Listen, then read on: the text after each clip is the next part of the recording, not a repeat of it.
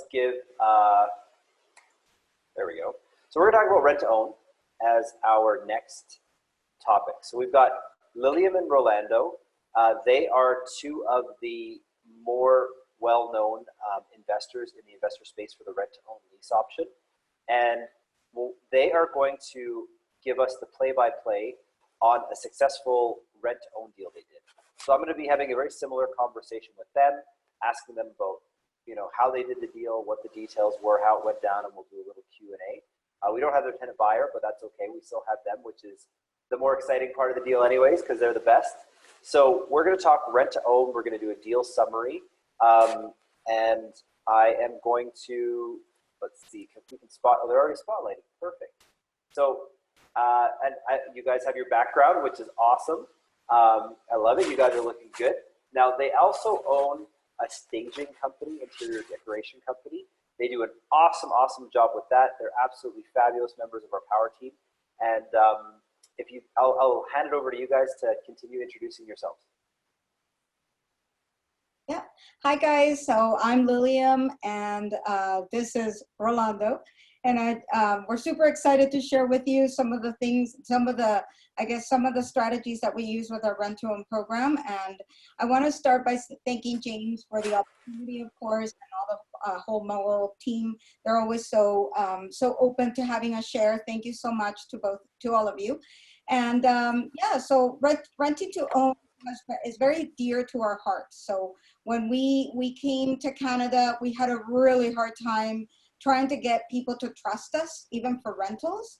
And when we learned about this, this strategy, actually, we fell in love with it. It's just an opportunity to give to others when hope is not there. That was our case when we first came to Canada. And yeah, we absolutely love it. It's very creative, and you can use so many things around it for it to be like either an opening strategy or a purchasing strategy, or it can be also a great exit strategy like Wayne was mentioning. So yeah. That's awesome. So the cool thing about your guys' story is you actually started with a rent to own as part of the way that you guys got your first place going. That's correct. That's so awesome. So okay, let's talk about the deal that we are going to break down and analyze. So I guess the first question I would have is when was the inception of this deal? When did you get the deal started? So this deal that we want to talk about tonight, I think we first started in 2016. It went between 2016 and 2018. It was a two-year term rent to own. Okay, awesome. And did you guys employ the tenant first strategy or the property first strategy, and why? It's really interesting because we've done both, right? So we've done tenant first strategy, and we've done also property first strategy. In this particular case, we had the tenant buyer first, and it was a kind of very interesting story because the way we came across this tenant buyer was actually it was a referral from another fellow investor. She was attending a conference, and in this conference she met this couple, and throughout the day, as they got to know each other better, within the conversation it came up that they were in the market looking for a house. They went to the bank, they got pre-qualified, and they went out and started shopping and looking for a house, and they put an offer on a house, and when they went back to the bank says, oh, sorry, we can't give you a mortgage right now, so you guys need to wait a couple of years. He was self-employed, and that was one of the challenges. So because of that, the investor that we have a relationship with told them, well, I know some people that they use some pretty cool creative financing strategy, and they may be able to help. So if you guys are okay, I can pass on your contact information to them, and you guys get in touch with them, and then you see if they can help you. And that's how it all started. Yeah, that's awesome. Yeah, but normally what we would, this was a very unique situation for this particular deal that we've chosen to share with you guys. Normally we would get our tenant buyers from our marketing strategy. So we would use the typical rent platforms, so Rent Fasters and Kijiji and of the world. And we also have our website, and we also use a lot of social media, especially Facebook ads as well, to actually attract tenant buyers. So, this one was a referral, but there are many ways to actually get the tenant buyers. Awesome. Yeah. What would you say is the most, where do you get the most lead flow from of all the channels that you've used over the past? Well, normally we get a lot of leads from Kijiji, but a lot of them are mostly tire kickers. What we have found lately is Facebook ads. Those really into people that are actually wanting to do a rent to own. So we are relying heavily on that, and then leading them directly to our website, where they have to fill out a questionnaire on their particular situation so that we can help them.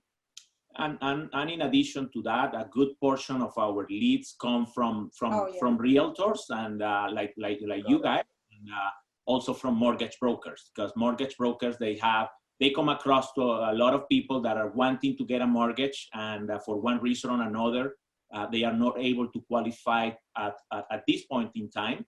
So we get some leads from mortgage brokers as well. Right. Cool. All right, let's circle back to this deal. So what term length did you guys decide to do for the deal, and how did you determine the length of the term? So what we found like a sweet spot between 2 and 3 years. That's what we like to do, and that's what we've done for the most part. Minimum 2, maximum 3 years. In this particular case, we chose to do 2 years, and that's a result. Is a combination of different factors. So one is determined by the mortgage specialist. When the mortgage specialist qualifies the tenant buyer, one of the key answers that we are looking for is how long it's going to take this individual to be in a position to get their own financing. So that's, and the other one is their financial situation, depending on how much they had for the initial deposit and how much their budget allowed for the monthly payment. Then that also contributes into determining whether they are going to be ready financially in 2, or maybe they need 3 years. Right. Okay, perfect. And what do you guys do for deposit size? How do you determine that? What are you comfortable with? And what did you do for this deal? Yeah, so we usually, our rule of thumb, we cannot start working with 3% of the current value, fair market value of the house that we're buying for the tenant. However, that's not cast in stone. So there are many different factors that we take into consideration, and one of them is what the price of the house is, because obviously the higher the price, the higher our risk. So the higher the price of the house, we also obviously we want to see a little bit of a higher initial deposit, or initial option consideration, we call it. The lower the price of the house, then we have more flexibility, and we can live with a lower initial deposit. But one of the things that we always look at is how we mitigate our risk.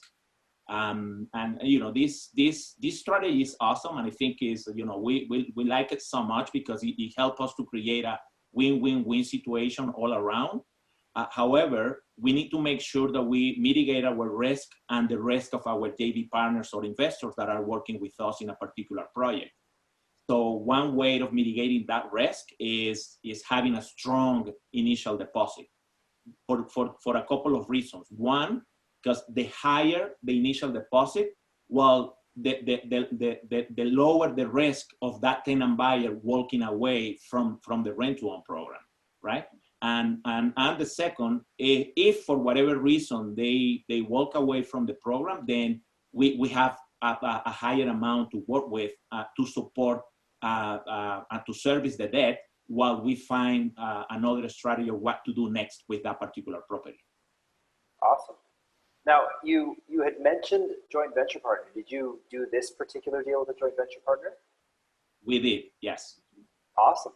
Okay, so then I think my next question would be, did you find the joint venture partner first, or did you find the deal first?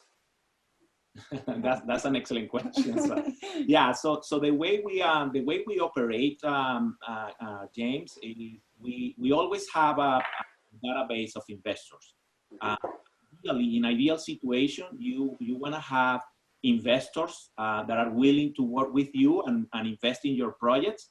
So waiting for the project, right? Because what happens is, as soon as you have the tenant buyer qualified, everything goes so fast from there.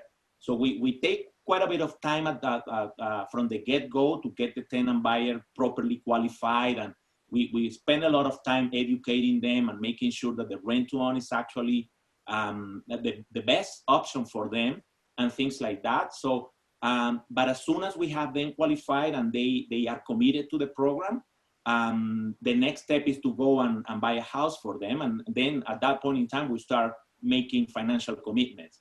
So we want to make sure that we have investors lined up.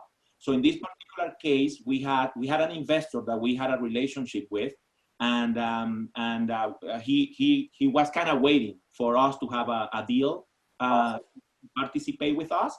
So when the deal came through, we presented it to him, and yeah, he loved it, and it was actually a very profitable deal. So he was on board from the get-go, and yeah, as I said, we created that win-win-win situation all around. Yeah. Awesome. And how did you decide to split the deal in terms of profits? Yeah, so typically the way we start is we start by assuming that we are going to split the profits 50-50%. Got it. However, that's not always the case.